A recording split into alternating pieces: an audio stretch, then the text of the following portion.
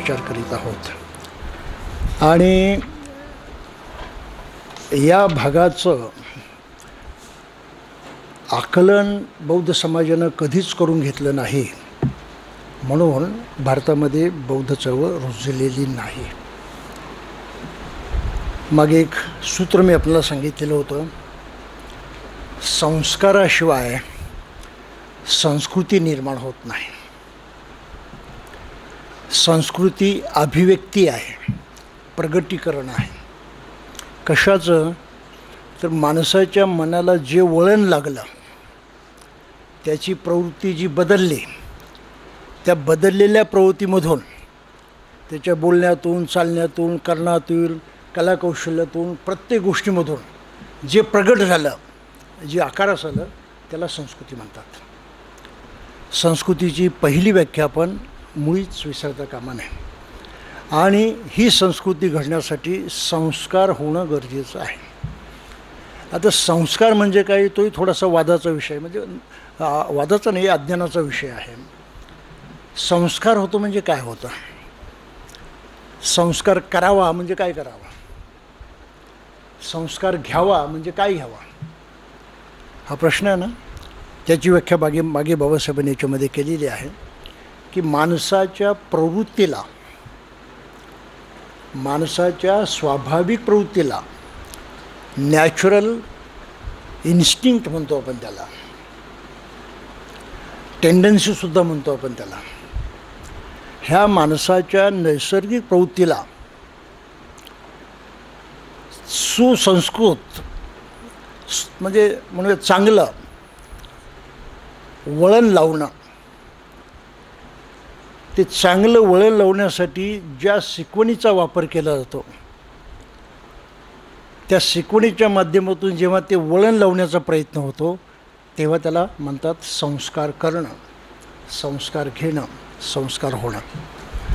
चित्त प्रवृत्तीला वळण लावणं हा संस्कारा पाठीमागचा सर्वात महत्त्वाचा भाग आहे.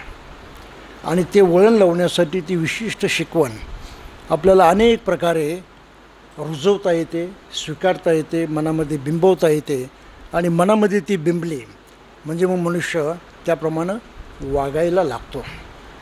याला सायकॉलॉजीच्या भाषेमध्ये हॅबिट फॉर्मेशन असं सुद्धा म्हणतात. हॅबिट फॉर्मेशन, एखादी गोष्ट आपण पुन्हा पुन्हा पुन्हा करत राहिलं, if it is repeated often, it becomes habit. संस्कारसुद्धा हॅबिट व्हावा लागतो आणि म्हणून त्याचं रिपिटेशन होणं हे अतिशय महत्त्वाचं असतं. तर असा हा संस्कार, धम्माचा संस्कार लोकांच्यावरती व्हावा, हे बाबासाहेबांचं अगदी सुस्पष्ट म्हणणं होतं, त्यांचा विचार होता. आणि तोच साऱ्या त्या संस्कारांच्या विचाराचा गाभा आपल्याला या प्रकरणामध्ये पाहायला मिळतो, बुद्ध आणि त्यांचा धम्म या ग्रंथामध्ये. या प्रकरणाचं नावच म्हणून बाबासाहेबांनी काय ठेवलेलं आहे? बौद्ध जीवन मार्ग. की बौद्ध पद्धतीचं जीवन कसं जगायचं आणि बौद्ध पद्धतीचं जीवन जगण्यासाठी आपल्या मनाला कसं वळण लावायचं, ते वळण लावण्यासाठी कोणकोणत्या सिद्धांतांचा, कोणकोणत्या शिकवणीचा वापर करायचा, याचं विवेचन ह्या भागामध्ये केलेलं आहे. त्यामुळे संपूर्ण ग्रंथामधला हा सर्वात महत्त्वाचा भाग आहे, सर्वात महत्त्वाचा. हा वाचून कोणीही लक्षात घेतला नाही.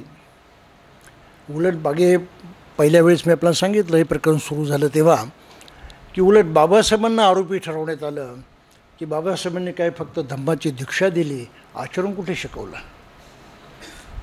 हा आरोप बाबासाहेबांचे करणारे लोक आहेत आणि त्या आरोपावरती आपली दुकानं थाटणारे लोक आहेत. अगदी स्पष्ट बोलायला पाहिजे, आता काही दडवून लपवून ठेवण्याचं कारण नाही. या एका हा मुद्द्यावरती आपली दुकानं थाटणारे लोक आहेत या देशामध्ये. बाबासाहेबच नाव घेतात आणि बाबासाहेबांनाच हद्दपार करतात. हे असं फार विचित्र चाललं आहे. त्याच्यावरती मागे आपण बोललेलो होतो, पण ते मुद्दाम लक्षात घेतलं पाहिजे. जेव्हा मनुष्य संस्कारांच्या नावाखाली बुद्धाच्या मूळ शिकवणीची बांधिलकी न पत्करता, त्याची कदर न करता, मध्येच कोणीतरी तिसऱ्या माणसाला आणून गुरु म्हणून प्रोजेक्ट केलं जातं आणि यांना मानान त्यांचं स्वीकार असं म्हटलं जातं, तेव्हाच आपण समजायचं की त्यामध्ये लबाडी आली. बौद्ध परंपरेमध्ये गुरु परंपरा नाही. बौद्ध परंपरेमध्ये गुरु परंपरा नाही. गुरु परंपरा ही प्रामुख्यानं ब्राह्मणी संकल्पना आहे. ब्राह्मणांनी गुरुकुल स्थापन केली. ब्राह्मणानं सारे अधिकार आपल्या मुठीत ठेवले. आपलं ज्ञान कोणाला द्यायचं कोणाला नाही त्याचा अधिकार त्याच्याकडे. आणि त्यासाठी जी काही सामाजिक बंधनं निर्माण केली त्यामध्ये ब्राह्मण सर्वश्रेष्ठ झाला आणि त्याचं वर्णन केलं गेलं. गुरु तो सकलांशी ब्राह्मण,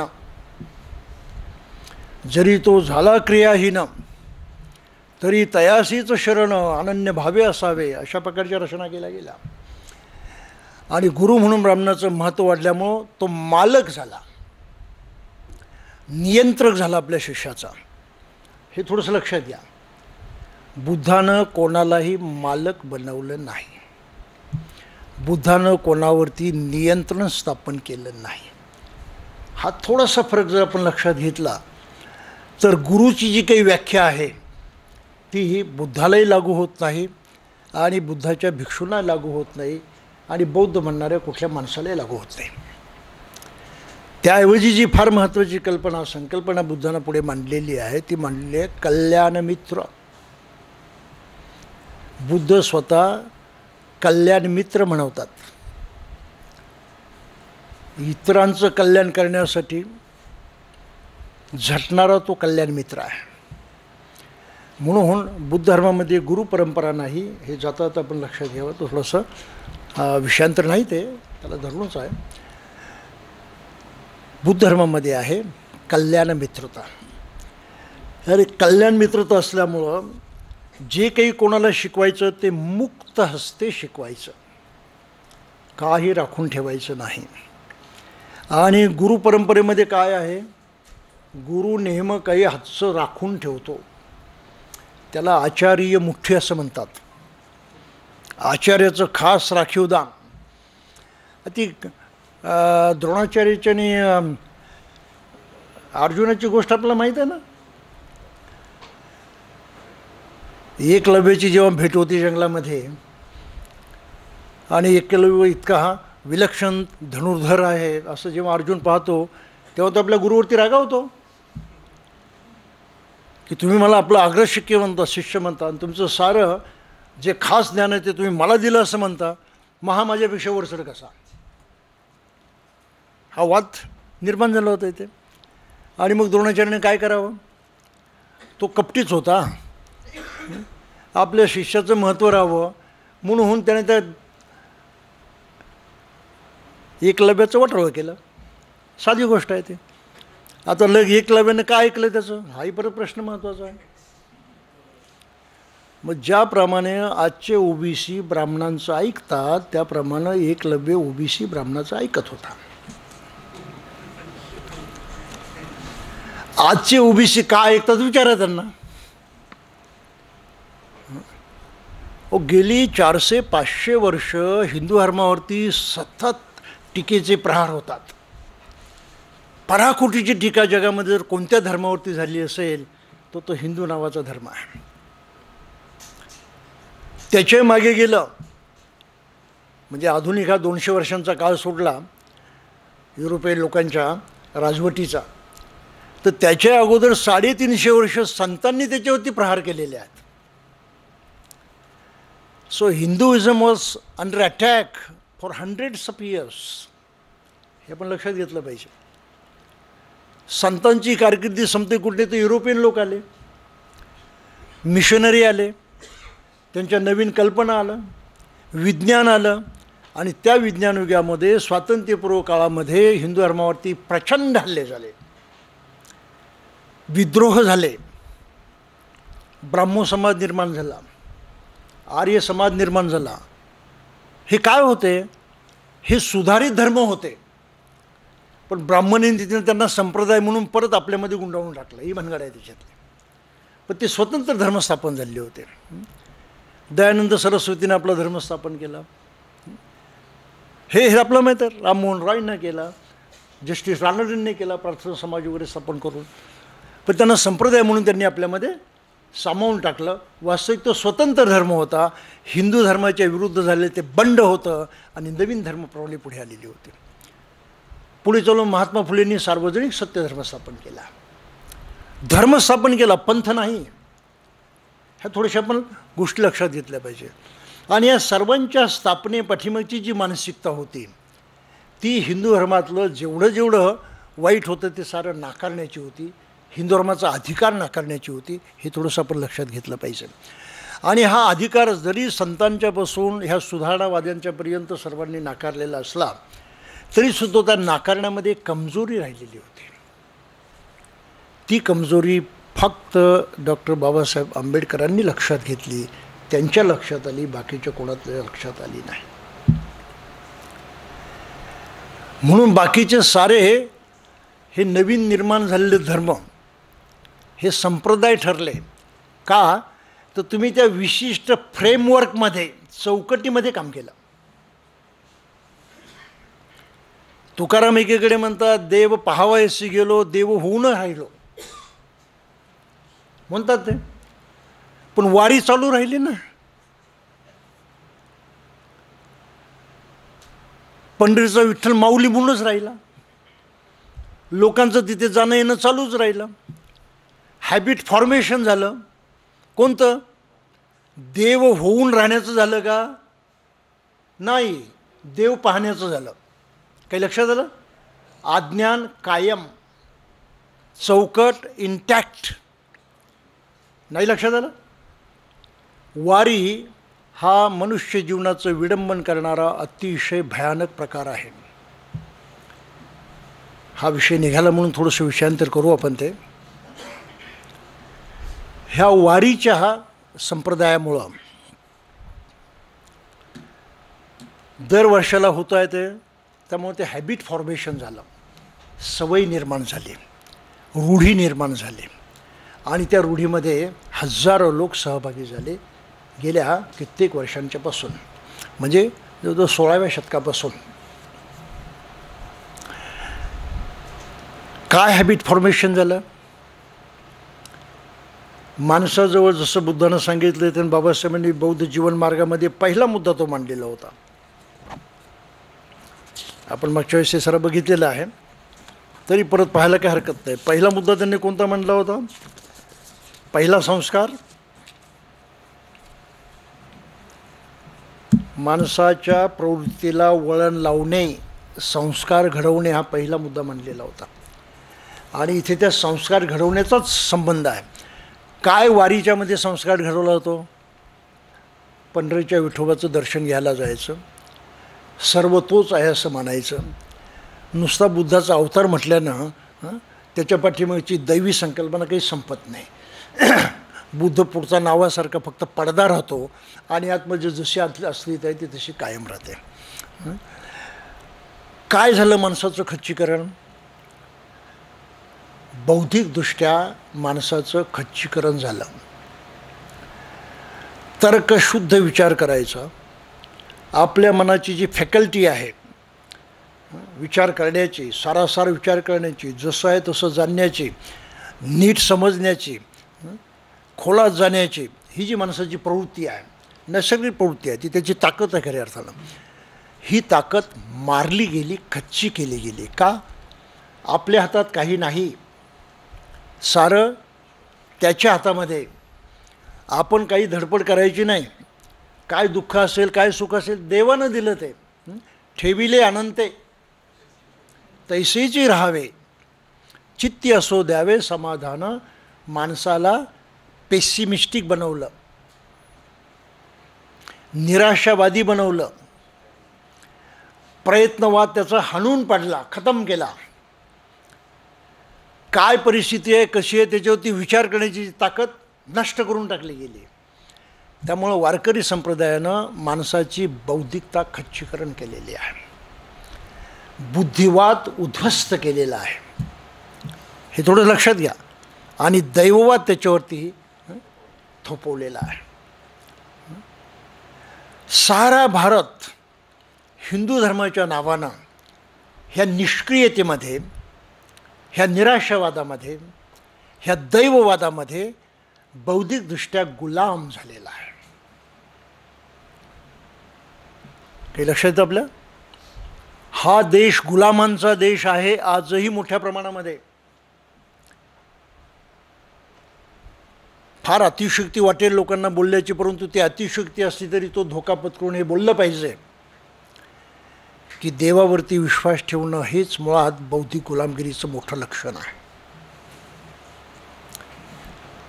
बुद्धाने ते नाकारलं, स्ट्रेटवे धिक्कारलं आणि सबळ पुराव्यानिशी ते सिद्धही केलं. आणि म्हणून बुद्धानंच फक्त ही भूमिका घेतली की माणसाच्या बुद्धीला कुठेही कुंपण घालायचं नाही. त्या माणसाची बुद्धी एवढं एकच त्याचं बळ आहे, तेवढं एकच सामर्थ्य त्याच्याजवळ आहे, कुठल्याही पातळीवरती असो ते, पण तेच त्याच्याजवळ आहे, त्याशिवाय दुसरं साधन नाही. आणि ते साधन हिरावून घेण्याचा कोणाला अधिकार नाही. म्हणून बुद्धानं सामान्यातलं सामान्य माणसाच्या स्वातंत्र्याची जी कदर केली, जी इज्जत केली, ती अतिप्रशंसनीय आहे. त्याची तुलना जगामध्ये कोणाशीही करता येणार नाही. म्हणून ठासून सांगतात, बघ तू तुझ्या जीवनाचा शिल्पकार आहे, मी नाही. तुझं जीवन घडवणं तुझ्या हातामध्ये आहे, माझ्या हातात नाही. मी फक्त कसं करायचं तेवढा मार्ग दाखवेल, त्यापेक्षा जास्त नाही. एवढी क्रांतिकारी भूमिका मनुष्य समाजाच्या जीवनामध्ये फक्त बुद्धानं घेतलेली आहे, हे आपण कबूल केलं पाहिजे. आणि तेवढ्या एकाच कारणासाठी का होईना बुद्धाबद्दल आपल्या मनामध्ये प्रचंड श्रद्धा निर्माण झाली पाहिजे, प्रचंड श्रद्धा निर्माण झाली पाहिजे की बुद्धानं माझी किंमत केलेली आहे, मला महत्त्व दिलेलं आहे, माझा सन्मान केलेला आहे. काही लक्षात येतं आपल्याला? मी त्यांना नुसतं वंदन करतो म्हणजे काही फार मोठे तीर मारतो का? काहीच करत नाही. बुद्धानं जे माझ्यासाठी केलं आहे त्याची परतफेड करण्यासाठी माझ्याजवळ काहीच नाही. हा बुद्धाच्या प्रती श्रद्धा निर्माण होण्याचा मामला आहे, तो संस्कार होण्याचा मामला आहे, आपल्या मनाला ते पटण्याचा मामला आहे, आपल्या मनाला तसं वळण लावण्याचा मामला आहे. जर बुद्धाचा असा स्वीकार केला तर बुद्धाची शिकवण आम्ही तितक्या श्रद्धेनं स्वीकारू शकतो. म्हणून ती धम्मश्रद्धा आहे. आणि बुद्ध हा पहिला मनुष्य होता की ज्यानं माणसाला हेही ठणकावून सांगितलं, एक एकट्यानं जगणं शक्य नाही बाबा या जगामध्ये. एक एकटा आपला उद्धार करू शकत नाही, एक एकटा आपली प्रगती करू शकत नाही. तुम्हाला या साऱ्या सृष्टीमधल्या प्रत्येक प्राणीमात्राची गरज आहे आणि विशेष करून त्या मनुष्यमात्राची गरज आहे. जसं तुमचं अस्तित्व आहे तसं तो अस्तित्व बाळगणारा. म्हणून सर्व मनुष्यमात्रांच्या मध्ये आपसी समझोता निर्माण झाला पाहिजे, आपुलकी निर्माण झाली पाहिजे, बंधुभाव निर्माण झाला पाहिजे. ही बुद्धाची भूमिका आहे. आणि म्हणून बुद्धानंच त्या बंधुभावानं कसं जगायचं याचा आदर्श निर्माण करून दाखवला. त्या आदर्शाचं नाव आहे संघ. म्हणून जोपर्यंत मनुष्य ह्या तीन गोष्टींचा स्वीकार करत नाही तोपर्यंत त्यानं बुद्धाची शिकवण स्वीकारली आणि त्याप्रमाणे जगण्यास तो सिद्ध झाला असं समजलं जात नाही. जेव्हा त्रिशरण पूर्ण होतं तेव्हा तो त्या बुद्धाच्या जीवनमार्गाचा खऱ्या अर्थानं स्वीकार करतो असं मानलं गेलेलं आहे. काही लक्षात येतं आपल्याला? ती मानण्याची गोष्ट नाही, ती या श्रद्धेची गोष्ट आहे की आपल्या जीवनाला हादरून टाकणारी, त्याला कलाटणी देणारी आहे. आणि ती कलाटणी देण्याची मानसिकता जेव्हा त्याच्या हातून घडते तेव्हा तो मनुष्य बौद्ध बनतो. आता व्यवहारामध्ये ती औपचारिकता होऊन बसते ही गोष्ट खरी आहे, पण त्या औपचारिकतेला सुद्धा सखोल करण्याचा प्रयत्न करणं हे आपलं कर्तव्य आहे. आणि तो सखोल करण्याचा प्रयत्न करणं म्हणजे त्या औपचारिकतेच्या पाठीमागे जी काही मुख्य सिद्धांत आहेत, तत्त्व आहेत, ज्या तत्त्वाप्रमाणे आपल्याला वळण लागलं पाहिजे त्या तत्वांचं निरूपण करणं, त्यांचं स्पष्टीकरण करणं, ती माणसाच्या मनावरती बिंबवणं हे अतिशय महत्त्वाचं आहे. यालाच म्हणतात धम्माचा प्रचार. आणि बाबासाहेबांनी या प्रकरणामध्ये नेमकं ते काम केलेलं आहे. इतकं अचूक केलेलं आहे, वरवरची समज नाही, त्या मुळाशी गेलेलं आहे. म्हणून त्यांनी पहिलं तत्त्व काय सांगितलं की बा मन आहे, त्या मनाला वळण लावावं लागतं तर जीवनामध्ये काही बदल होतो. मनाला वळण नाही लावलं योग्य प्रकारे जीवनात बदल नाही व्हायचा. वळण लावलं तर बदल ठरलेला आहे, तो कोणाला चालता येत नाही. कोणत्या धर्मानं सांगितलं सांगा? बुद्धाला जर बाजूला सारलं तर जगातल्या कोणत्या धर्मानं माणसाच्या मनाची किंमत केली आहे सांगा? उलट जगातल्या धर्मानं माणसाची दखलच घेतली नाही. सर्वात प्रमुख कोण? धर्म. सर्वात प्रमुख कोण? धर्मातला देव. तू त्याचा बांधील आहेस. म्हणून धर्माच्या नावाने जे सांगितलं, देवाच्या नावाने जे सांगितलं ते मुकाट कर, तुला दुसरं स्वातंत्र्य नाही. अशा अर्थानं ईश्वर प्रधान धर्माने माणसाला बौद्धिक गुलाम बनवलं, एका खुंट्याला बांधून ठेवलं. काही लक्षात येतं? बुद्धानं त्याला मुक्त केलं तिच्यातून. अरे ही कल्पना आहे, सोडून दे, त्याच्या नादी लागून. तूच आहेस, सर्वस्व तूच आहे. तुझ्या जीवनाचं काय व्हायचं काय नाही हे तुला ठरवायचं आहे, तुला ते घडवून आणायचं आहे. तू केलं तर घडेल, बाकीची कुठलीही शक्ती तुझ्या कामी येणार नाही. हा अतिशय प्रयत्नवादी विचार, माणसाच्या मनामध्ये स्वतःचं जीवन परिवर्तित करण्याची जिद्द निर्माण करणारा विचार, हा बुद्धानं माणसाच्या मनामध्ये रुजवला आणि तो संस्कार दिला आहे त्याला. बाबासाहेबांच्या धम्मक्रांतीच्या पाठीमागे किती प्रचंड रहस्य दडलेलं आहे ते थोडंसं आपण लक्षात घेतलं पाहिजे. की मानसिक गुलाम असणाऱ्या देशामध्ये मानसिक गुलामगिरी नष्ट करणं हेच खरं स्वातंत्र्याचं कार्य आहे, हेच खरं मुक्तीचं कार्य आहे. हे बाकीच्या वरवरच्या गोष्टी आहेत, सोयीच्या, कामी पडणाऱ्या, व्यवहारामध्ये येणाऱ्या. मुख्य घडलं पाहिजे ते मनाचं परिवर्तन. म्हणून काठमांडूच्या जागतिक परिषदेमध्ये बुद्ध आणि कार्ल मार्क्स या विषयावरती बोलत असताना बाबासाहेबांनी म्हटलं होतं की बुद्धानं जगाला सर्वात महान देणगी दिलेली आहे, ती म्हणजे मनुष्य बदलला, माणसाचं मन बदललं तरच बदल घडतो, अन्यथा नाही. अधोरेखित केलेलं हे तत्व आहे बाबासाहेबांच्या भाषणामध्ये. The greatest thing that the Buddha has given to the world is to tell that reformation of man and reformation mind is the only way of reformation. ही बाबासाहेबांची भूमिका होते. आणि बाबासाहेब गेल्यानंतर बौद्ध समाजानं काय केलं हे काहीच लक्षात घेतलं नाही. आजही कोणी लक्षात घेत नाही. मनाच्या प्रश्नाशी आम्हाला घेणं देणंच नाही. वरवरचं जे काही देखावे ते आम्ही करत राहतो आणि देखावे करणारा आपण चांगले बौद्ध म्हणतो. आमची गंमत आहे,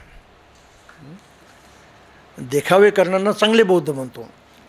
आता देखावा न करणारा चिंतेत पडलेला आहे, कसं करायचं काय करायचं, कदाचित फार गंभीरपणे विचार करत असेल. म्हणजे हे बुद्धाच्या बाबतीत, धम्माच्या बाबतीत तो गंभीर आहे, सिरियस आहे, त्याची आम्हाला कदर नाही. तो निष्क्रिय मनुष्य, टाकाऊ मनुष्य. हे असं व्यावहारिक जीवन असतं, छल कपट करणारं.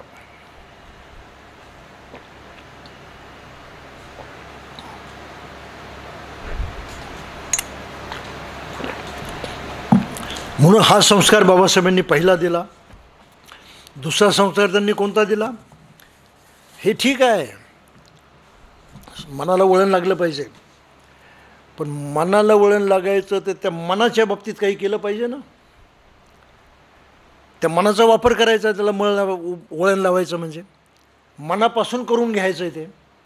मग कसं करून घ्यायचं मनापासून?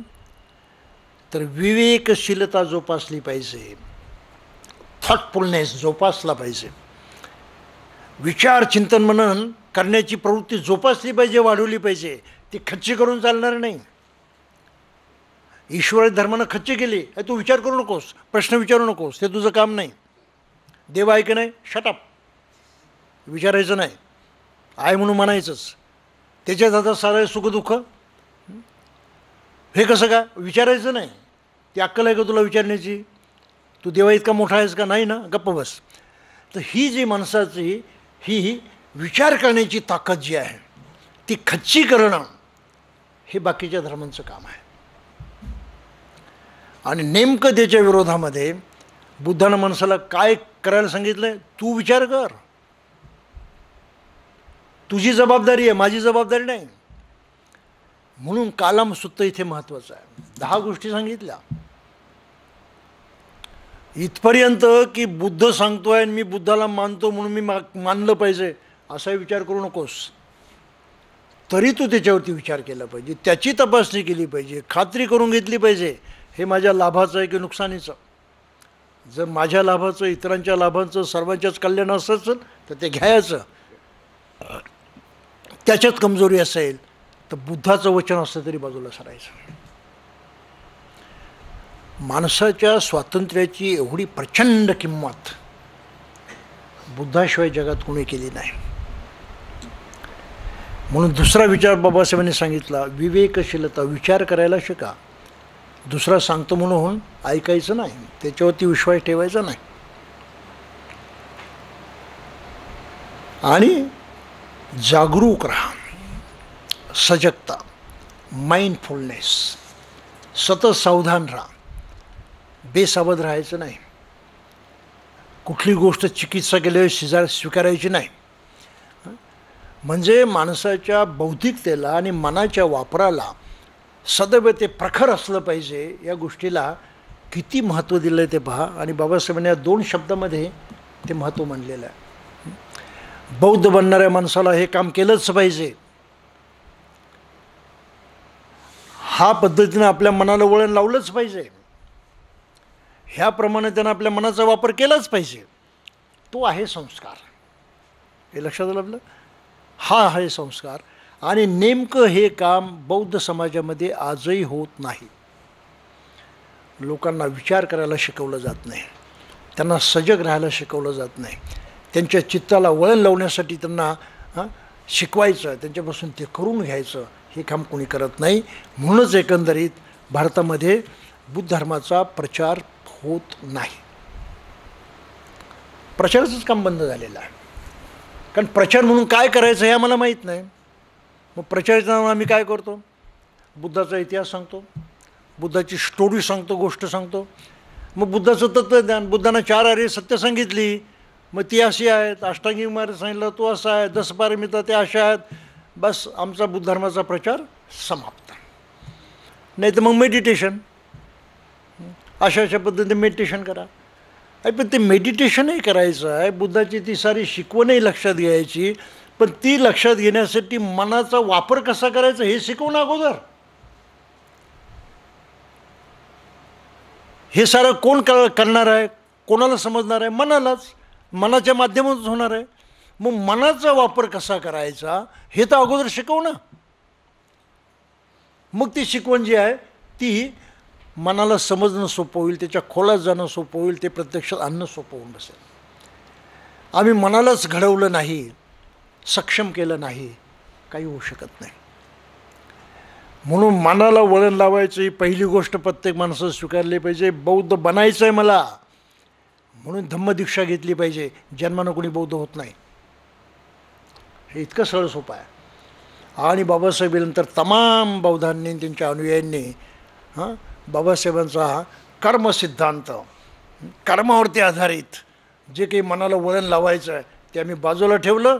आम्ही खुशाल जन्मानं लोकांना बौद्ध म्हणायला लागलो आणि ही आमची माणसं, आपली माणसं असं समजायला लागलो. एवढी भयंकर चूक आपण करतो आहे याचं भानसुद्धा बाबासाहेबांच्या नंतर त्यांच्या अनुयायांना राहिलं नाही. किती गंभीर गोष्ट आहे ती पहा. जन्मासाला बाळाला आपल्या मनाला कसं वळण लावायचं अगोदरच कळतं का? आईच्या पोटात शिकतं ते. आणि या पद्धतीनं वळण लावायचं हे त्याला कोण अगोदर शिकवतं? आई शिकवते का पोटात असतानाच? आई मग कसे म्हणता तुम्ही जन्मानं बौद्ध? होऊ शकत नाही. बुद्धाचा आदर्श, त्यांचं दर्शन, त्यांची शिकवणी नीट समजून ती मला घ्यायची आहे, मला त्याप्रमाणे माझं जीवन घडवायचं आहे, ही प्रतिज्ञा करावी लागते, हा निश्चय करावा लागतो, ती जबाबदारी घ्यावी लागते. आणि तेव्हा कुठे मनुष्य बौद्ध बनतो.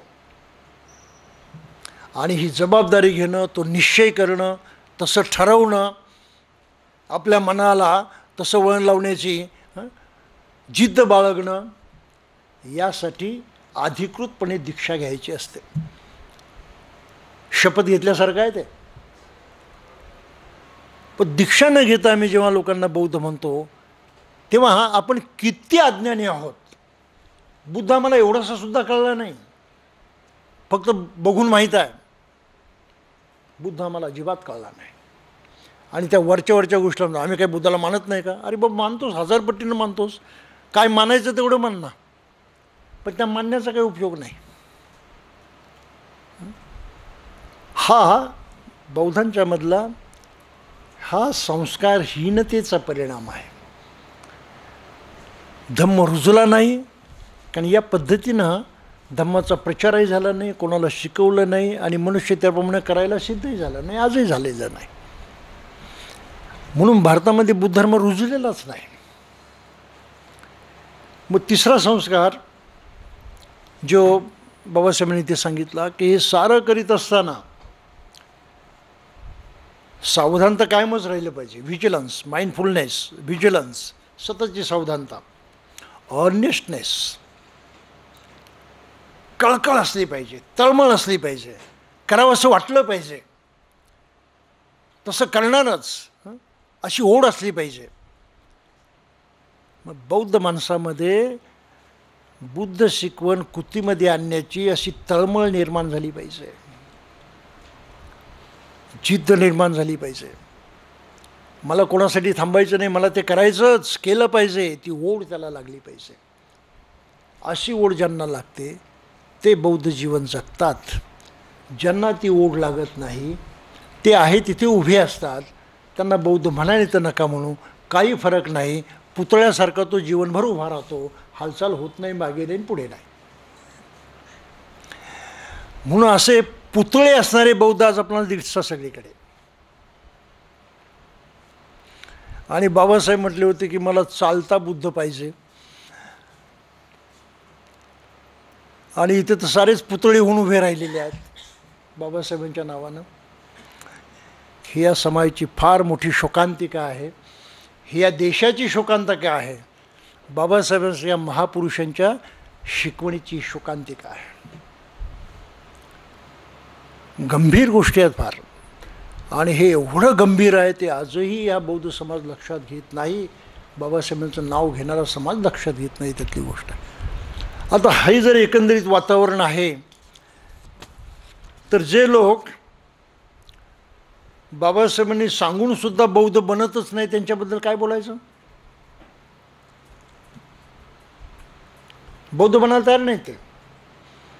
जय बी म्हणायला तयार आहेत, बाबासाहेबांची जयंती करायला तयार आहेत, बाबासाहेबांचे फोटो लावायला तयार आहेत, त्यासाठी नाचायला तयार आहेत, उड्या मारायला तयार आहेत, आम्ही जय भीमवाले असं म्हणायला तयार आहेत. काय बोलायचं त्यांच्याबद्दल? पण आम्ही मनानं गुलामच राहू ही भावना बाळगणारे आहेत. आणि परत आम्हीच लोक मनानं गुलाम असून सुद्धा जगाला काय सांगतो? बाबासाहेबांनी सांगितलं गुलामाला गुलामगिरीची जाणीव करून द्या, मग तो बंड करून ठेवा. भाऊ तुझं काय, तुझं काय, तू काय बंड केलंस ते दाखव. आहे ना हा ठेल्यासारखा उभा आणि जोगाला सांगतो बंड करायला. म्हणजे महापुरुषांच्या शिकवणीचं विडंबन कसं होतं त्याचंही उदाहरण आहे.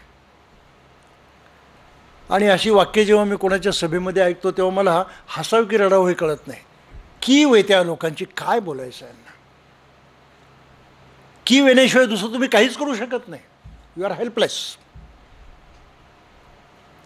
ही परिस्थिती आहे. मग याच्या पुढचा संस्कार बाबासाहेबांनी सांगितला तो कोणता आहे? शेवटी मनुष्याचा संबंध येतो सुखदुःखाशीच. त्याला झगडायचं आहे तर या एकाच गोष्टीसाठी. हेच ते रणक्षेत्र आहे, संग्राम स्थळ आहे, युद्धाचं ठिकाण आहे माणसाचं. सुख दुःखाच्या याच्यामध्ये संघर्ष करणं. सुखच मिळवायचं आहे, जिंकायचं आहे, दुःख नको आहे, हरायचं नाही आहे. हा जीवनभराचा संघर्ष त्याला करावा लागतो. म्हणून जे जे काही जगण्यासाठी मनुष्य करतो त्याचा सीधा सरळ संबंध असतो तो सुख दुःखाच्या कल्पनेशी. कशासाठी मनुष्य जगतो? दुःख असो नाही तर सुख असो, सारं चालेल, काही बिघडत नाही, आम्हाला सारं चालतं असं बोलून नाही चालत. तिथे कोणी बोलतही नाही, हिम्मतही करत नाही बोलण्याचे, कारण सुखच हवं असतं, दुःख नको रे बाबा. आणि सुख मिळेल अशी कोणी जाहिरात केली की आम्ही त्या जाहिरातीच्या मागे धामतो. अरे जागृत दैवत नवसाला पावतात, धावलो आम्ही तिथे शेकडोंच्या गर्दीनं. सुखाची ओढ आहे ना. बुद्धी बाजूला ठेवली, चिकित्सा बाजूला ठेवली, विचार करायचं, पाहण्याचं, समजून घेण्याचं, खरंच आहे की खोटं आहे की बरोबर आहे की चुक, काही जाणायचं नाही. पावतो ना दगड की त्या दगडाच्या पूजेला आम्ही लागलो. आज या जशामध्ये अशा तऱ्हेनं दगडाची पूजा करणारे किती लोक आहेत. आपण म्हणू शकतो की ते स्वतंत्र आहेत म्हणून? बुद्धीनं गुलाम झालेले लोक आहे. आणि या गुलामांच्या मध्ये बौद्धांना स्वतंत्र माणसं निर्माण करायची आहेत. त्या गुलामांना गुलामीची जाणीव करून त्यांना स्वतंत्र बनण्यासाठी प्रेरणा द्यायची आहे. पण बौद्ध जर स्वतंत्र नसतील तर ते काय करतील? म्हणून इतक्या वर्षामध्ये बौद्ध समाजाला धम्माच्या बाबतीमध्ये कुठलाही पराक्रम करून दाखवता आला नाही. त्याचा कुठलाही योग्य फायदा घेता आला नाही. सारं नावापुरतं वरवरचंच राहिलं, त्याला कधीही काही अर्थ आला नाही. आणि मग चौथ्या संस्कारामध्ये बुद्धानं काय सांगितलं? आणि बाबासाहेब तो इतका स्पष्ट करून सांगितला, बाबा सुख आणि दुःख तुझ्या मनावरती अवलंबून आहे. मनाच्या माध्यमातून जे करशील त्याचा जो परिणाम आहे तो सुखकारक होतो किंवा दुःखकारक होतो. कोणत्या मार्गाने जायचं तुला? तुझ्या मनानं तू जे करशील ते एक तर सुखकारक होतं किंवा दुःखकारक होतं. म्हणजे सुख दुःखाचं मूळ आपल्याला सापडलं. कोणत्या मार्गाने जायचं तुला? सुखच निर्माण होईल या मार्गाने जायचं की दुःख झालं तरी चाललेल्या मार्गाने जायचं आहे? निर्णय तू करायचा आहे, बुद्धानं नाही. बुद्धी तुझी आहे, मन तुझं आहे, तुला सुख दुःख तुला पाहिजे आहे, मला नाही. मग तो मार्ग इथे आहे. आता ह्या टर्निंग पॉईंटवरती तुम्ही आलात, कुठल्या मार्गाने जायचं? तर बुद्धानं सांगितलं सुखाच्याच मार्गाने जाणं सोयीचं, कारण प्रत्येकाला सुख हवं आहे. मग सुखाच्या मार्गाने जाण्याची निवड करतो, दुःखाच्या मार्गाने जाण्याची निवड करू नको. आणि म्हणून पाली ग्रंथामध्ये म्हटलेलं आहे कुशल अकुशल. कुशल अकुशल. जे कुशल आहे सुख निर्माण करणार आहे, अकुशल आहे दुःख निर्माण करणार आहे. तुझ्या मनाची ताकद आहे दोन्हीपैकी कुठलंही करण्याची. मग तू निवड कर की ज्यानं सुख निर्माण होईल तेच मी करेल, दुःख निर्माण होणं करणार नाही. बात खतम. तुझा सुखाचा मार्ग मोकळा झाला. म्हणून सब पापस्य करणं म्हटलेलं आहे. पाप या शब्दाचा पालीमध्ये अर्थ होतो अकुशल. म्हणजे जे करण्यातून दुःख निर्माण होतं ते पाप. आपण कोणाचा अपमान केला, सुख निर्माण होतं की दुःख निर्माण होतं? दुःख निर्माण होतं. अकुशल आहे ते, पाप आहे. आपण किती वेळेला पाप मानतो आणि ते करत असताना आपण सावध असतो का? नसतो ना. म्हणजे मागचे सारे संस्कार गेले खड्ड्यामध्ये, आम्हाला त्याचे काही घेणं दिलं नाही. म्हणून वागताना बोलताना प्रत्येक क्षणी सावधान असलंच पाहिजे, सजगता असलीच पाहिजे. आणि मग निवड करण्याचं सामर्थ्य पाहिजे की यातून सुख होणार आहे का, मग मी करेल. दुःख होणार आहे का, नाही करणार. म्हणून 4 प्रकारची निवड सांगितलेली आहे. त्याला सम्मापधान असं म्हणतात पालीमध्ये. स्वतःच्या सुखाचं असेल आणि इतरांच्या दुःखाचं असेल तरी ते अकुशल, दुःखकारक नाही करायचं. स्वतःच्या दुःखाचं असेल, नुकसानीचं असेल, पण इतराच्या फायद्याचं असेल तरी नाही करायचं, का तरी त्याच्यात दुःख आहे, म्हणून ते अकुशल. स्वतःच्या हिताचं आहे, दुसऱ्याच्या हिताचं आहे, सर्वांच्या हिताचं ते करायचं, ते कुशल. आणि कोणाच्याच हिताचं सुखाचं नाही ते अकुशल आहे, ते करायचं नाही. म्हणजे बुद्धानं कसोटी लावलेली आहे की जे आचरण करणार त्या आचरणाला ही कसोटी लावा, तुमचं तुम्ही ठरवा.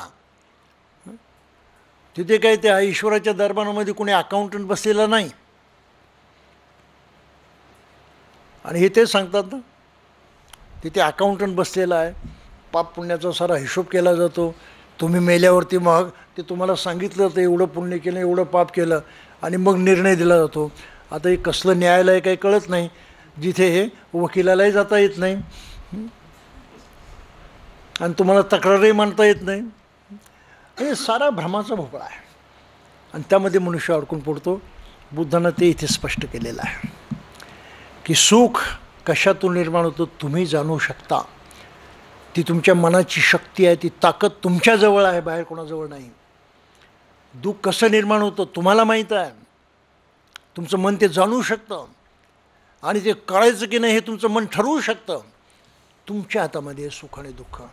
म्हणून कोणी बाहेरचा देईल यावरती विश्वास ठेवायचा नाही, ते चुकीचं आहे. इतकं प्रॅक्टिकल, इतकं व्यावहारिक बुद्धानं सांगितलेलं आहे. म्हणून हा 4था महत्त्वाचा संस्कार आहे, सुख आणि दुःख. आणि मग सुखानं जगायचं असेल तर त्यासाठी तुमची भावना बदलली पाहिजे, स्टेट ऑफ माइंड बदललं पाहिजे. सुख हवं असेल तर सुख मागून मिळत नाही, सुख मागून मिळत नाही. सिद्धांत उलटा आहे, सुख देऊन मिळतं.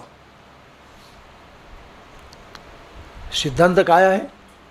सुख देऊन मिळतं, तुम्ही दिल्यानं सुख मिळतं, मागून मिळत नाही. आणि म्हणून बुद्ध धर्मामध्ये दानाचं महत्त्व मानलेलं आहे, दया करुणेचं महत्त्व मानलेलं आहे, मैत्रीचं महत्त्व मानलेलं आहे. ही मानसिकता ठेवा आणि त्या मानसिकतेमधून प्रत्येकाच्या कामी पडण्याचा प्रयत्न करा. कोणाच्या ना कोणाच्या भल्यासाठी झटा, त्यांना दान द्या, त्यांच्याशी चांगलं बोला, त्यांच्याशी चांगलं वागा, त्यांच्यावरती दया करा, त्यांच्या कामी पडा. हे जितकं तुम्ही द्याल तितकं सुख मिळणार आहे.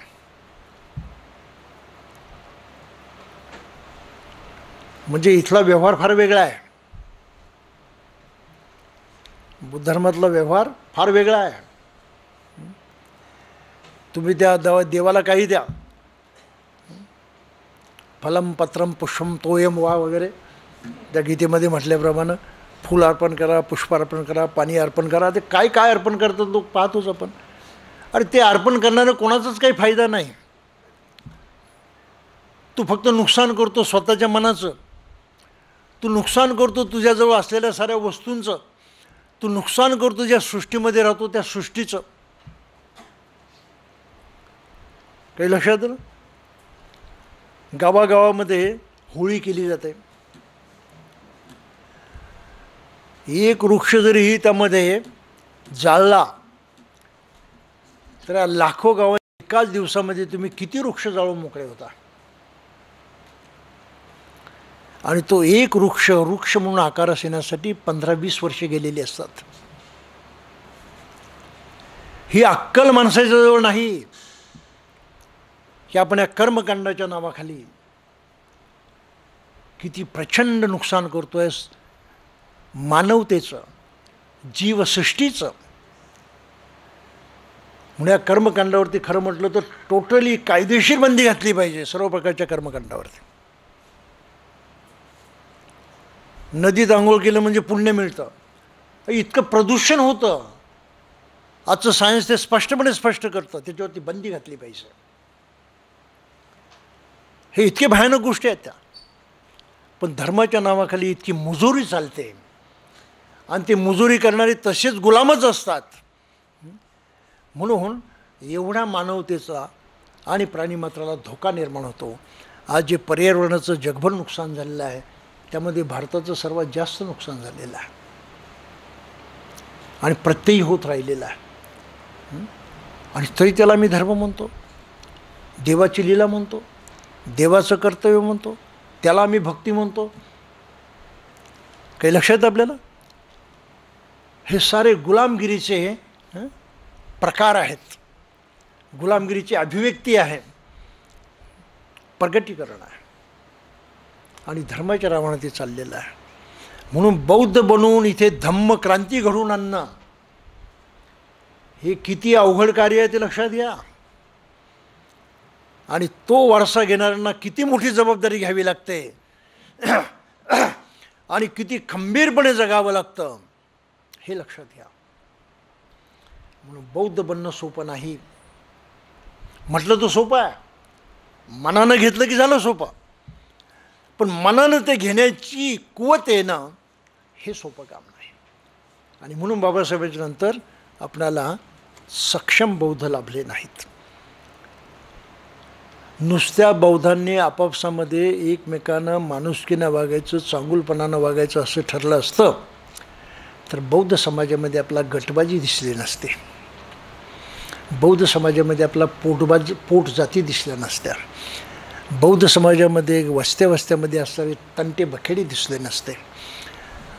आणि एवढी जरी सुधारणा वरवरची बाकीच्या लोकांना दिसली असती तरीसुद्धा बुद्ध धर्म किती चांगला आहे, बौद्ध बनणं किती योग्य आहे याचा प्रभाव त्यांच्यावरती पडला असता.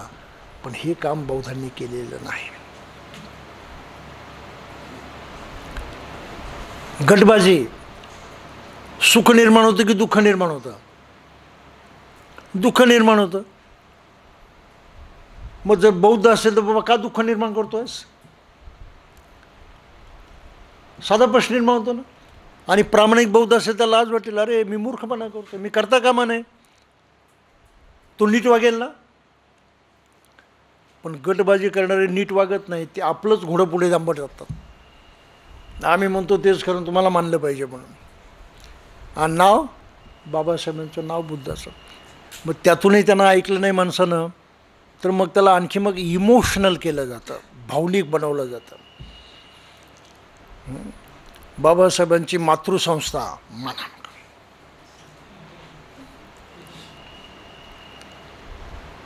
हे लबाडे आहेत बा, अक्षरशः लबाडे आहेत.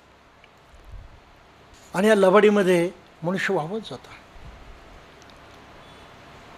बौद्ध म्हणणाऱ्या माणसांना एवढं अकुशल करायचं, एवढं पाप करायचं, एवढी लबाडी करायची, याला काही अर्थ आहे का? म्हणजे बाबासाहेबांच्या धम्मक्रांतीचं आम्ही काय विडंबन केलं ते पहा. जाता तर हा एक मुद्दा सांगितला पाहिजे त्या विडंबनाचा. भिक्षू जन्मासीत नसतो, तो घडावा लागतो. आणि त्या घडण्याच्या स्टेजेस आहेत, पायऱ्या आहेत. मग ज्याला पूर्णपणे धम्मजीवनास अर्पण करून घ्यायचं आहे, संपूर्ण जीवन त्या कामासाठी अर्पण करायचं, तेव्हा तो भिक्षू बनतो. त्याची इच्छा तशी झाली की मला पूर्णपणे माझं जीवन या कार्याला अर्पण करायचं, मला भिक्षू बनायचं. मग त्याला काय करावं लागतं की ठीक आहे, अगोदर पहिलं पाऊल उचल, ग्रहत्याग कर. आई वडील, नातं-गोतं, मालमत्ता सर्व काही सोडून दे. त्या दीक्षेला म्हणतात प्रवज्जा, पब्बजा. प्रवजित हो. आणि असं तो प्रवजित झालेल्या माणसाला म्हणतात सामनेर किंवा श्रामनेर. मग आता पुढे काय करायचं? मग असं प्रवजित होऊन या प्रकारची जीवन पद्धती स्वीकारून धम्मजीवन कसं जगायचं, भिक्षू म्हणून कसं स्वतःला घडवायचं, याचं प्रशिक्षण 5-10 वर्ष चांगल्या आचार्याच्या हाताखाली राहून शिकायचं. म्हणजे तो प्रशिक्षणार्थी बनलेला असतो. शिकण्यासाठी, धम्म शिकण्यासाठी, धम्मजीवन जगायचं कसं हे शिकण्यासाठी आपल्या आचार्यांच्या बरोबर राहून त्यांना ते शिकायचं असतं. मग आचार्यांची खात्री जेव्हा होते की हा आता प्रशिक्षित झालेला आहे, त्याला मूलभूत सारं समजलेलं आहे, तो आता स्वतंत्रपणे आपलं जीवन या पद्धतीनं जगू शकतो. मग आचार्य संघाला सांगतो की माझा असा शिष्य मी तयार केलेला आहे. समजा त्यानं विनंती केली की मला भिक्षू संघामध्ये दाखल करून घ्या, म्हणजे मला भिक्षू बनवा, तर त्याच्या विनंतीचा संघानं जरूर विचार करावा. असं रिकमेंडेशन जेव्हा आचार्य करतो आणि मग तो मनुष्य जेव्हा भिक्षू संघाला विनंती करतो, म्हणजे भिक्षू होण्याची विनंती करतो, तेव्हा संघ त्याला दीक्षा देतो आणि तेव्हा तो भिक्षू बनतो. काही लक्षात आलं आपल्याला? मग श्रामनेर कशाला बनायचं असतं? धम्मजीवन शिकण्यासाठी, जाणण्यासाठी, समजण्यासाठी.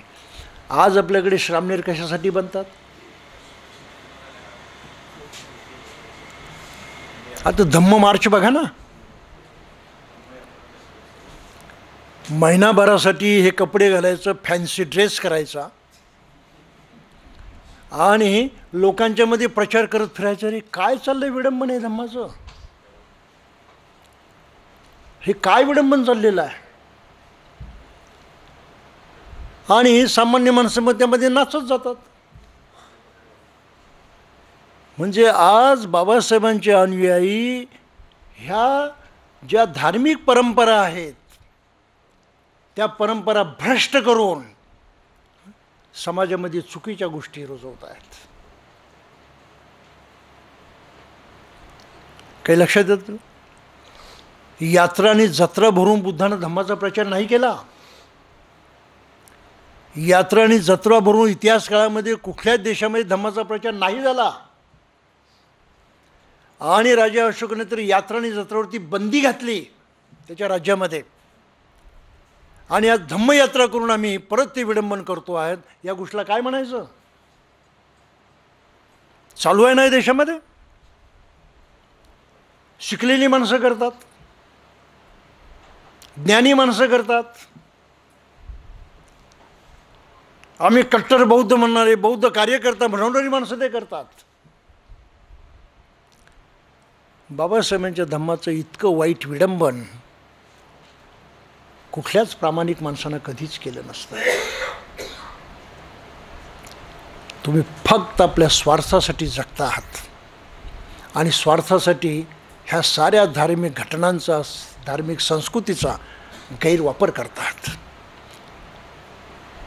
दुसऱ्या शब्दामध्ये बाबासाहेबांच्या धम्मक्रांतीची तुम्ही मारेकरी ठरतात. ती धम्मक्रांती आतमधून पोखरून काढत आहात. तुम्ही नंबर 1चे शत्रू आहात धम्मक्रांतीचे.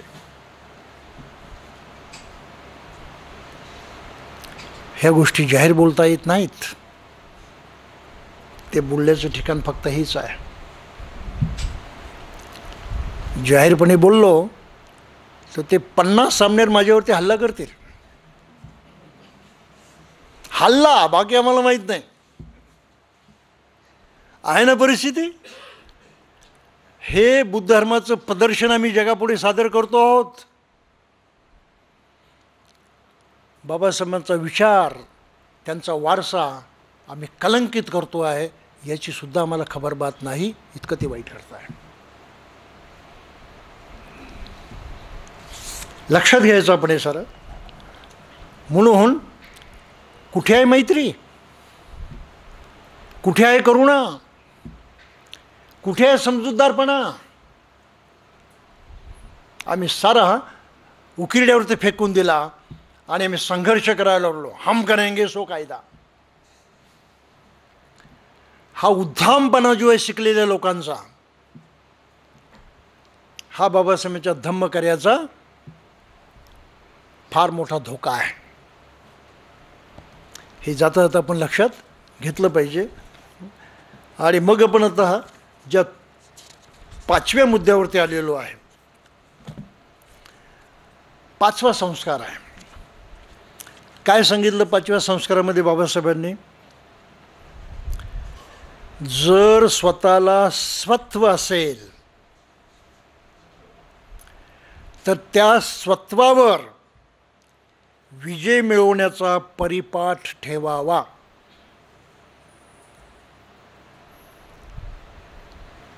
स्वत्व आपल्यामध्ये काही असेल तर आपलं स्वत्व त्याच्यावरती विजय मिळवायचा.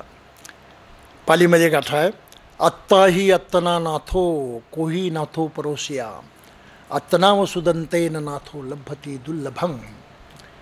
की मनुष्य स्वतःचा स्वामी स्वतःचा आहे, दुसरा कोणी त्याचा स्वामी होऊ शकत नाही. पण आपला स्वामी होण्यासाठी त्यानं स्वतःला नीट संस्कारातून घडवलं पाहिजे. त्यानं योग्य प्रकारे सुसंस्कारातून स्वतःची जडणघडण केली तर तो अद्वितीय स्वामी बनतो स्वतःचा, तो बुद्ध बनतो. हा बुद्धाचा आदर्श आहे. म्हणून जे काही धम्माच्या नावानं करायचं, कशासाठी करायचं? स्वतःला वळण लावण्यासाठी. स्वतःच्या ज्या दुःख निर्माण करणाऱ्या प्रवृत्ती आहेत त्या प्रवृत्तीवरती विजय मिळवण्यासाठी. आत्मविजयाचा अर्थ आहे दुःख निर्माण करणाऱ्या माणसाच्या प्रवृत्ती त्याच्यावरती विजय मिळवणं. द्वेष भावना आहे, द्वेषातून कधी कोणाचं चांगलं होतं सांगा मला. राग आहे, रागातून कधी कोणाचं चांगलं होतं? मग आपल्यामध्ये राग आणि द्वेष नाहीच का? त्यांचं अस्तित्वच नाही का? आहे, बळकट अस्तित्व आहे. केव्हा राग येईल याचा पत्ता लागत नाही. आणि आलामध्ये आपण काय करू त्याला कुठलं बंधन नाही, सीमा नाही. ही परिस्थिती आहे, व्यावहारिक सत्य सर्वांना माहीत आहे. ते बुद्धाची भूमिका काय? दुःखाचं मुख्य कारण आहे. ते फार मोठं दुःख निर्माण होतं. तुला सुखाच्या मार्गाने जायचं आहे, दुःख निर्माण करणारी तुझी मानसिकता आहे, त्या मानसिकतेतून तुला मुक्त होण्याचा प्रयत्न केला पाहिजे. हा आत्मविजय आहे. लोभाची भावना किती पाहिजे असतं माणसाला जगायला, जन्मास आल्यापासून मरेपर्यंत? अंबानी एवढं नाही ना. मग आपल्या कमावणीच्या त्या धडपडीमध्ये, त्या जिद्दीमध्ये तुम्ही कित्येकांच्या जीवनाची वाट लावता, त्याचं काय? मला कधी कधी वाटतं की उद्योगपतींच्या वरती सुद्धा संपत्तीचं सिलिंग करून कायदा करावा, असं मला व्यक्तिशः वाटतं. हे काही धम्माशी काही संबंध नाही बरं त्याचा. परंतु श्रीमंतांना जास्तीत जास्त किती आपल्याजवळ धन ठेवता येईल, संपत्ती ठेवता येईल, त्याच्यावरती सिलिंग लादलं जावं आणि बाकीची उर्वरित संपत्ती ही देशाच्या मालकीची समजली जावी. अशा प्रकारच्या समाजवादी चळवळीची आपल्याला गरज आहे असं मला वाटतं आहे. जगातला सर्व श्रीमंत, अरे उपयोग काय तुझा? ते खाऊ शकत नाही, ते पचवू शकत नाही, नुसतं मिरवण्यासाठी. आणि तुझ्या मिरवण्यासाठी त्यामध्ये हजारो लोकांचा बळी दिला, तो आम्ही काही सहन करायचा? ती काही माणुसकी आहे? नाही ना. आणि हा मुद्दा लक्षात येऊनच बाबासाहेबांनी स्वातंत्र्याच्या काळामध्ये संविधान सादर करत असताना त्या काळामध्ये संविधानामध्ये स्टेट सोशलिझमचा समावेश हो अशा प्रकारची भूमिका घेतली होती. स्टेट सोशलिझम त्याचा अर्थ कुठेतरी इथे जुळतो पहा, की प्रचंड मोठे उद्योग ज्याच्यामध्ये प्रचंड संपत्ती आहे, ही खाजगी माणसाच्या मालकीची असता कामा नये, ती राज्याच्या मालकीची असली पाहिजे. म्हणून मी आता जी सिलिंगची भाषा बोलतो आहे त्याचं मूळ बाबासाहेबांच्या त्या विचारामध्ये आहे. आपल्या एका तरी राजकीय माणसाला आहे सुगावा की आपण कुठलं काम केलं पाहिजे बाबासाहेबांच्या नावानं? पोट भरण्यापलीकडे त्यांना काही माहीत नाही. ही परिस्थिती आहे. म्हणून आपण आणि आत्मविजय हा माणसाच्या जीवनातला पुढचा 5वा टप्पा आहे बौद्ध जीवन मार्ग जगण्याचा. बुवा, स्वतःवरती विजय मिळवण्यासाठी धडपडायचं आहे तुला. दुसऱ्याला जिंकण्याचा विचार सोडून दे. दुसऱ्याला जिंकण्याचा विचार सोडून दे. स्पर्धा तिथे नको. स्पर्धा इथे असली पाहिजे की मी कधी चांगला होईल अधिक. आपल्याकडे स्पर्धा कोणती? दुसऱ्यापेक्षा मी कसं वर चढ. मग विमल कीर्ती सेमिनरी चालवतो, आम्ही त्यांच्यापेक्षा वरचढ. आम्ही 50 सामने करतो 1 महिन्यासाठी आणि दटके काम करून दाखवतो त्यांच्यापेक्षा सुद्धा मोठं. हा आमचा धम्मप्रचार. हे चाललं आहे वैशालीनगरला धम्मयात्रेच्या नावाखाली. आहे काही ताळबंद कशाची की आपण किती पाप करतोय त्याची सुद्धा कल्पना नाही आहे लोकांना. इतके अडाणी आहेत, इतके अज्ञान आहे. कीव येते त्यांची. आणि बाबासाहेबांच्या कार्याचं वाटलं होतं म्हणून चीडसुद्धा येते. काय करायचं आपण? आहे ना पेच प्रसंग. मग कीव करण्याच्या मार्गानं जायचं की चीड येण्याच्या मार्गानं जायचं? आलो परत आपण तिथे त्याच जंक्शनमध्ये सुखाच्या मार्गानं जायचं की दुःखाच्या मार्गानं जायचं? आता भिक्षू म्हणून माझ्यापुढे मार्ग सोपा आहे. चीड बाजूला ठेवायची, बात खतम. चीड बाजूला ठेवायची, बात खतम. दुसरा विचार करण्याचं कारणच नाही. म्हणून बाबासाहेब म्हणतात की जर स्वतःला स्वत्व असेल तर त्या स्वत्वावर विजय मिळवण्याचा परिपाठ ठेवावा. हा बौद्ध जीवन मार्ग आहे. बुद्धाच्या शिकवणीप्रमाणे जीवन जगण्याची ही पद्धती आहे. किती बौद्धांना याची जाणीव आहे? ध्यानी मनी सुद्धा नाही आणि तरी आम्ही बौद्ध. म्हणून आपल्याला त्याही विषयामध्ये खोलात जाऊन सुधारणा केली पाहिजे. बाबा, जन्मानं बौद्ध नका म्हणू, उपकार करा आमच्यावरती, असं बौद्धांनी दुसऱ्यांना हात जोडून सांगितलं पाहिजे. व जन्मानं बौद्ध नका म्हणू, आमच्यावरती उपकार करा. दीक्षा घ्या, बांधिलकी पत्करा, जबाबदारी घ्या. त्या जबाबदारी घेण्यामध्ये तुमचं कल्याण सामावलेलं आहे, माझं नाही. हे रुजवणं फार गरजेचं आहे. म्हणून आपण जो काही आग्रह धरतोय गेल्या 25-30 वर्षापासून, मी तर 35 वर्षापासून त्याचा आग्रह धरतोय समाजामध्ये की धम्म दीक्षा घेतल्याशिवाय कोणाला बौद्ध म्हणायचं नाही. आणि त्याबरोबर त्यांनी नामांतरही केलं पाहिजे की स्वतःला चिकटलेली जी घाण आहे जातीची, नावाची, ती त्यांना सोडून दिली पाहिजे. जातीचा धब्बा मी घेऊन का मिरवावा? आणि बाबासाहेबांचे उद्गार मला आठवतात. गांधीजी म्हणायचे तेव्हा, अस्पृश्यता हा धर्मावरील कलंक आहे, हिंदू धर्मावरील. गांधीची भाषा किती इमोशनल भाषा होती पहा, भावनिक. सारा भारत देश त्यामुळं भावनिक झाला अक्षरशः. हिंदू धर्मावरचा कलंक. गांधीजीने कितनी बडी बात कही आहे. होता एवढा मोठा प्रभाव होता त्या काळामध्ये हिंदू समाजावरती. गांधीला जे एवढं प्रचंड राष्ट्रीय नेतृत्व लाभलं, जागतिक प्रसिद्धी लाभली, त्याच्यापाठी काही कारणं आहेत की त्या विशिष्ट काळामध्ये त्यांच्या घोषणेचा प्रचंड परिणाम झाला, प्रचंड. आणि वर्णवर्चस्ववादी जो काही ग्रुप होता काँग्रेसमध्ये तेव्हाचा, तो त्यामुळं खचला गेला. ब्राह्मणी वर्चस्व त्यातलं कमजोर झालं आणि गांधीचं वर्चस्व काँग्रेसमध्ये वाढलं. तो असं ना मोठा मजेशीर इतिहास आहे, आपल्याला त्याच्यामध्ये शिरण्याचं काही कारण नाही.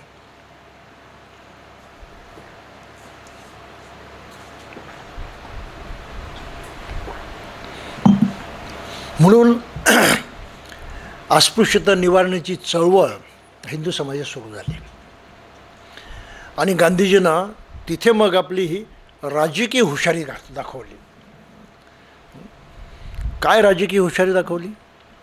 हिंदू धर्मावरचा कलंक. म्हणजे एका माणसाचा प्रश्न आहे का? सर्वांचा प्रश्न आहे. धर्मावरचा कलंक आहे. कोणाच्या? हिंदूंच्या. कोणता कलंक? अस्पृश्यता. मग आता याच्या बाबतीत करायचं काय? तर साऱ्या हिंदूंनी हा कलंक मिटवायचा. ते कलंक धुवून काढण्याचं काम कोणाचं? हिंदूंचं. अस्पृश्याने काय करायचं? गप्प बसायचं. तुम्ही काय करायचं नाही. कलंक धर्मावरचा आहे, तो हिंदूंचा कलंक आहे. हिंदू धुवून काढतील, तुम्ही आपले गप्प बसा. का गप्प बसा? तुम्ही काय सामान्य माणसं आहात का? तुम्ही परमेश्वराची लेकरं, तुमचा दुसरा बापच नाही.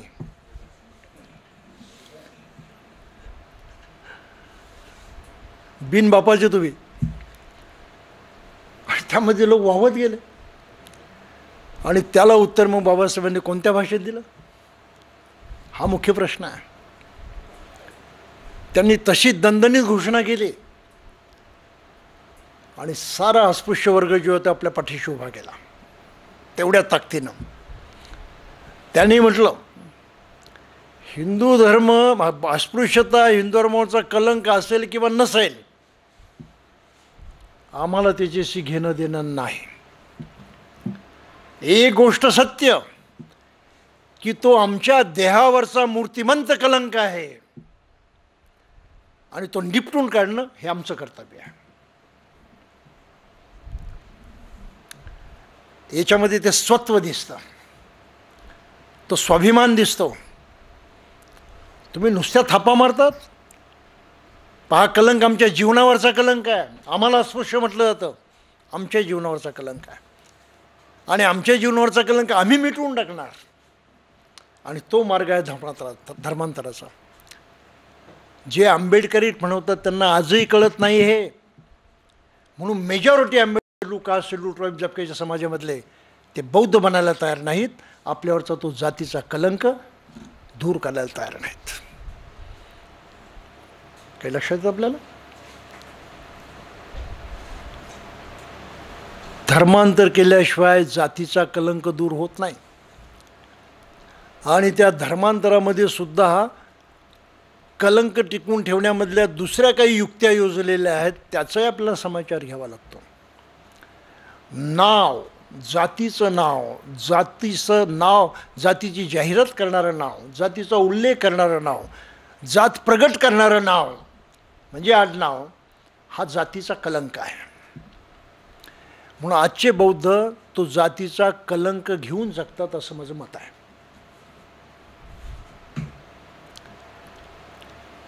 तुमचं आडनाव ऐकलं की तुमची जात जाहीर होते, धर्म जाहीर होत नाही. मुसलमानाचं नाव ऐकलं की त्याचा धर्म जाहीर होतो, जातीचा पत्ता लागत नाही. ख्रिश्चन माणसांना नगरचे जर सोडले बाजूला तर बाकीच्या ख्रिश्चनांनी जे संपूर्ण नाव बदललेलं आहे, त्या ख्रिश्चन माणसाचं नाव ऐकलं तर त्याचा धर्म जाहीर होतो, त्याची जात जाहीर होत नाही. आणि बौद्धांचं नाव ऐकलं की त्यांची जात जाहीर होते, धर्म जाहीर होत नाही. ही व्यवहारातली आजची सत्य गोष्ट आहे की नाही? म्हणून माझा बौद्धांना जाहीर सवाल आहे की तुम्ही एकीकडे बौद्ध म्हणतात, चांगुलपणानं बौद्ध म्हणत असाल, अतिशय गंभीरपणे बौद्ध म्हणत असाल, हा जातीचा कलंक तुम्ही तुमच्या देहावरती का ठेवलेला आहे?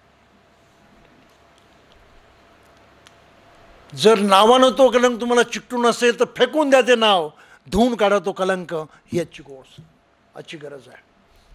आम्ही काय केलं नाही ते. 1924 सालापासून बाबासाहेबांनी तो आग्रह धरला.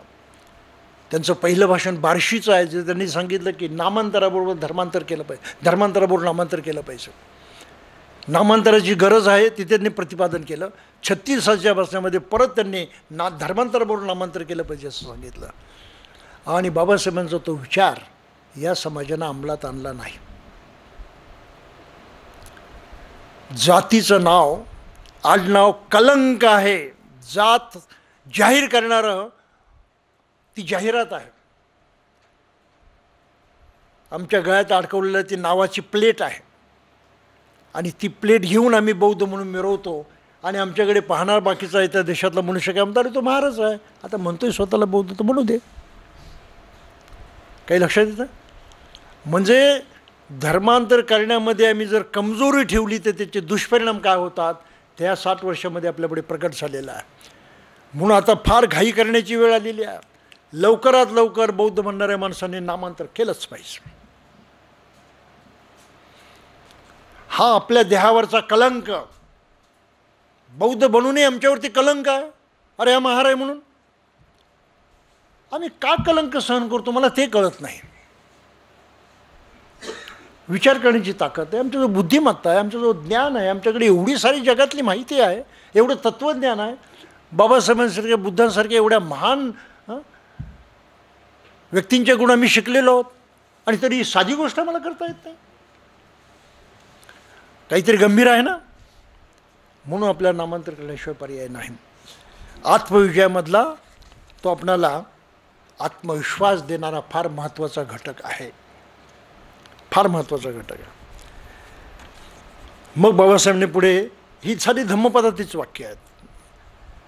हे सर्व प्रकरण जे आहे बौद्ध जीवन मार्ग धम्मपदातल्या गाथांवरती अवलंबून आहे. तर त्यातल्या काही महत्त्वाच्या गाथा आपण जातात लक्षात देऊ. जी सुरुवातीला आपण घेतली, मनुष्य हा स्वतःचाच स्वामी आहे, दुसरा कोणाचा स्वामी असू शकणार. मनुष्य जेव्हा स्वतःचा संयम करू शकतो तेव्हा त्याच्यासारखा स्वामी मिळणं कठीण, हे आपण बघितलं.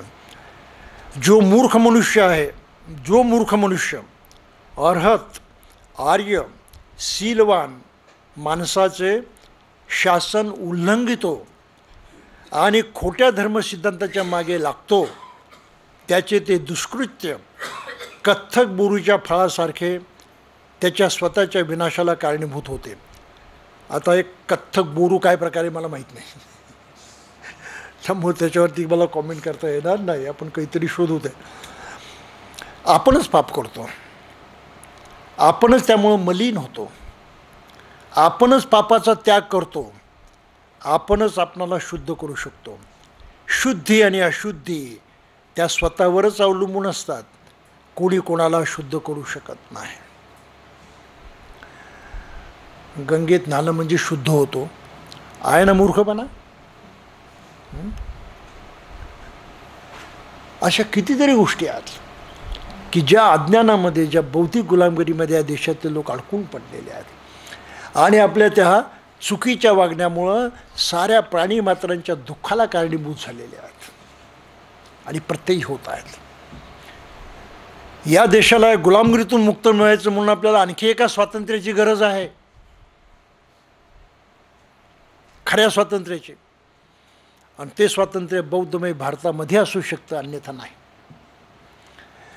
पण बौद्ध नसणारी माणसं बाबासाहेबांचं बौद्धमय भारतचं स्वप्न पूर्ण करण्याची भाषा बोलतात. ही किती मोठी गंमत आहे, किती मोठी गंमत आहे. बौद्ध नसणारी माणसं, बाबा तेरा सपना अधुरा हम करेंगे पूरा. बौद्ध नाही बनणार आम्ही. किती थापा मारावेत माणसानं, किती खोटं बोलावं. आणि आम जनतेला काही कळत नाही, ते त्या घोषणेमध्ये वाहवत जातात. ही अशी वारी त्यांच्या मागे लागते. पहा, वारीतली मानसिकता ती आहे. जो केवळ सुखोपभोगासाठी हपापलेला आहे, जो असंयमित, खादाड, आळसी आणि दुबळा आहे, तो आपल्याच आतताईपणानं नाश पावेल. ज्याप्रमाणे वाऱ्याने दुबळे झाड नाश पावतं त्याप्रमाणे. अति सर्वत्र वर्जयत असं संस्कृतमध्ये एक वचन आहे. अतिचा त्याग केला पाहिजे. हे तर ठीक आहे व्यवहारामध्ये. बुद्धाची भूमिका काय? जे अकुशल आहे त्याचा संपूर्ण त्याग केला पाहिजे. म्हणून बुद्धाचा मध्यम मार्गाचा नाही तिथे चुकीचा अर्थ लावायचा नाही. एक मोठे लेखक आहेत, इंग्लिश लेखक क्रिसमस हम्फ्रे. दुसऱ्या महायुद्धामध्ये मग जे आंतरराष्ट्रीय न्यायालय स्थापन झालं युद्ध गुन्हेगारांना पनिशमेंट करण्यासाठी त्या न्यायालयाचे ते न्यायाधीशसुद्धा होते, क्रिस्पस हंप्रे, आणि बुद्धिस्ट मनुष्य होता.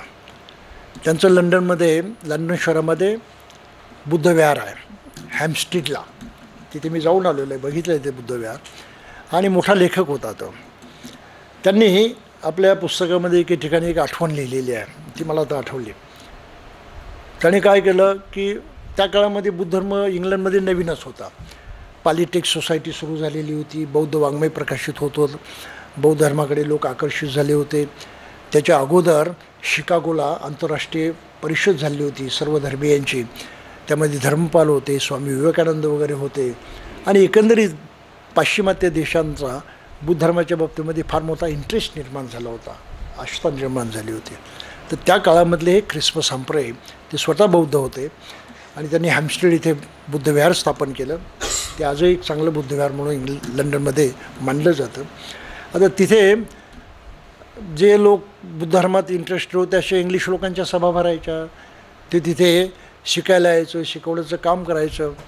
असंच एक जयंतीचा कार्यक्रम होता आणि एक तरुण बुद्ध धर्मातला अभ्यासक होता, त्याने काही अभ्यास केला होता. हंप्रेने त्यांना सांगितलं की आता तू असं कर, बुद्धाचा मध्यम मार्ग या विषयावरती तू या सभेमध्ये प्रवचन कर म्हणून. मग त्यानं आपलं प्रवचन सुरू केलं त्यानं, आणि मग हंप्रेने ते सारे हकीकत दिली की तो तुझी बुद्धाचा जीवन मार्ग जो आहे तो याही टोकाला जायचं नाही, त्या टोकाला जायचं नाही, अशा प्रकारचा आहे, मध्यम मार्गानं. आणि हा मध्यम मार्ग आपण सगळीकडे पाळला पाहिजे. आपण पंचशील पाळतो, मध्यम मार्ग तिथे पाळला पाहिजे म्हणून. हे तर त्याच्या तोंडाकडे बघायला लागले, आता मध्यम मार्ग इथे कसा काय पाळायचा म्हणून. कोणीतरी प्रश्न विचारला, मध्यम मार्ग इथे कसा काय पाळायचा? जसं पानाती पाता वेरमणी, हिंसा करण्यापासून मी अलिप्त राहील, मग इथे मध्यम मार्ग कसा पाळायचा? म्हणजे भरपूर मारायचाही आणि मरणार नाही याची काळजी घ्यायची, असं करायचं का? सुरामेरे मध्यवर्तीमध्ये काय करायचं? पिऊन लॉसही व्हायचं नाही पण पिल्याशिवाय राहायचं नाही, असं काही करायचं का? त्या साऱ्या सभेमध्ये इतका गोंधळ झाला की नाही. आणि मग हंप्रेने म्हटलं आहे की बुद्ध शिकवणीचा असा मूर्खपणाचा अर्थ लावणं योग्य नाही. ती शिकवण त्यांनी विशिष्ट संदर्भात दिलेली आहे आणि ती तुम्ही कुठेही लागू करता. असा प्रकार आपल्याकडे चालू आहे. आता त्याची उदाहरणं द्यायला मला वेळ नाही, परंतु आपणही लक्ष ठेवा की लोक नको तिथे नको त्या शिकवणी लादतात. पुढे एक दोन फार चांगल्या गाथा आहेत.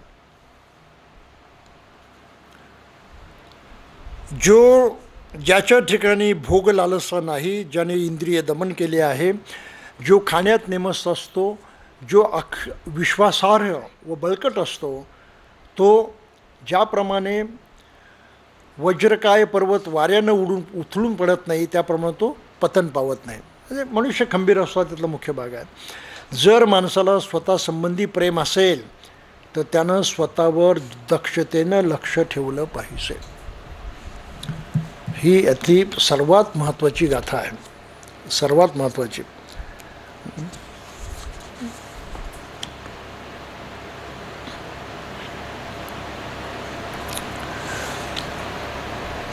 जर माणसाला स्वतःविषयी प्रेम असेल तर त्यानं स्वतःवरती दक्षतेनं लक्ष ठेवलं पाहिजे, आपल्यावरती लक्ष ठेवलं पाहिजे, दुसऱ्यावरती नको. म्हणून आत्तानंचे पियं जय्या रखेय तं सुरक्षितं तिन्न पय्यंतरं यामं पटिजज्ञेय पंडितो. म्हणजे ज्याप्रमाणे मनुष्य स्वतःवरती प्रेम करतो, आपल्याला समजतो, तर त्यानं फार सांभाळून राहिलं पाहिजे. रखेयतं सुरक्षितं, त्यानं स्वतःला फार सुरक्षित ठेवलं पाहिजे, फार सांभाळून राहिलं पाहिजे.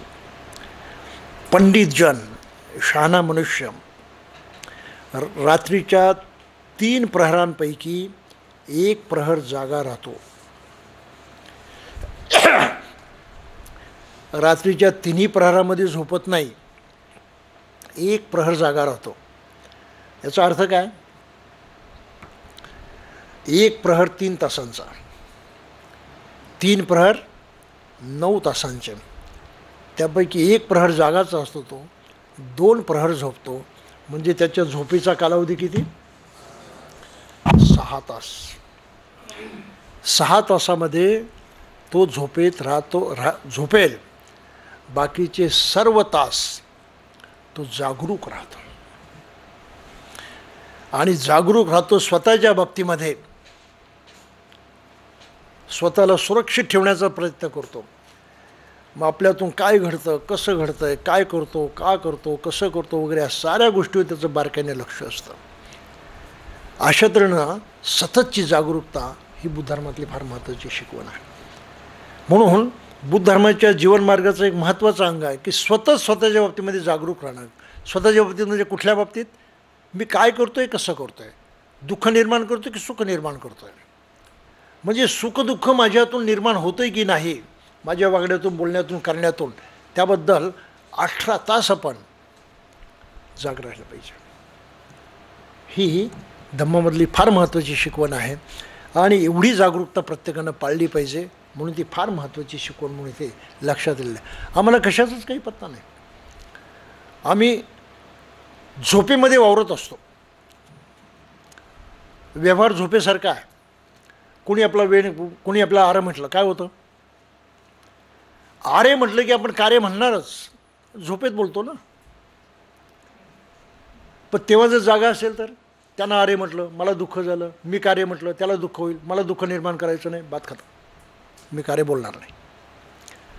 एवढा तत्काळ निर्णय करायचा, एवढ्या जागरूकतेने निर्णय घ्यायचा, ही जागरूकता माणसाला अभिप्रेत आहे. हा ह्या सूत्राचा मुख्य अर्थ आहे. जो जागरूक आहे तो बौद्ध आहे, जो जागरूक नाही तो बौद्ध असूनही नसल्यासारखा आहे. अशी परिस्थिती त्याच्यामध्ये होते. प्रथम स्वतःची सन्मार्गावर स्थापना करावी, मग दुसऱ्याला त्याचा उपदेश करावा. शहाण्या माणसानं स्वतःला दोष लागेल असे वर्तन करता कामा नये. आपण दुसऱ्यांना शिकवण्यामध्ये पुढे आणि स्वतः करण्यामध्ये मागे. दुसऱ्या शिकवी ब्रह्मज्ञान, स्वतः कोरडे पाषाण, ही जी म्हण आलेली आहे ती व्यावहारिक म्हण आहे. बौद्ध माणसांना असं वागून चालणार नाही. आपण जे केलं नाही ते दुसऱ्याला सांगणं, त्यात वाईट जरी काही नसलं तर त्यामध्ये ती प्रतिष्ठा नाही, त्यामध्ये तो जोश नाही, त्यामध्ये ती ताकद नाही, हे लक्षात घेतलं पाहिजे. पण आपण जे करतो ते दुसऱ्याला सांगितलं तर त्याच्यामध्ये ताकद असते, त्यामध्ये जोश असतो, एक प्रभाव असतो, एक वजन असतं त्याच्यामध्ये, आणि समोरच्या माणसाला त्याचा विचार करावा लागतो. हा फार मोठा फरक पडतो. एकदम लक्षात येत नाही पण तो फार मोठा फरक आहे तो. ही बौद्ध जीवन मार्गातली फार महत्त्वाची भावना आहे. मी स्वतः भिक्षू बनणार नाही, पण 4 दिवस श्रामणे ऋण मिळवेल लोकांना उपदेश करेल, तो तसा प्रकार आहे. लोकांसंगे ब्रह्मज्ञान, स्वतःला काहीच पत्ता नाही त्याचा. स्वतःचे दमन करणे फार कठीण आहे. असे म्हणतात, जर मनुष्य दुसऱ्याला ज्याप्रमाणे उपदेश करतो त्याप्रमाणे स्वतः वागला तर असा आत्मसंयमी हाच खरा दुसऱ्यावर स्वामित्व गाजवण्यास सिद्ध होऊ शकतो.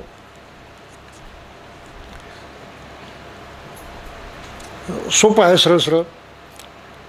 स्वतःचं दमन करणं फार कठीण आहे असं म्हणतात.